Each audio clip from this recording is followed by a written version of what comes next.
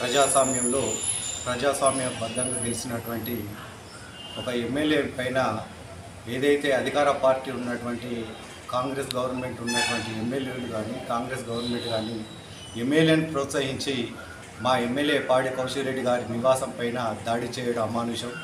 ఎందుకంటే ప్రజాస్వామ్యబద్ధంగా ఉన్నటువంటి వ్యక్తులను మాట్లాడేటువంటి మాటలు కాదు, పద్ధతి కాదు. ఎందుకంటే దౌర్జన్యంగా ఇంటిపై దాడి చేయడం టీఆర్ఎస్ పార్టీ పక్షాన మేము ఖండిస్తున్నాం.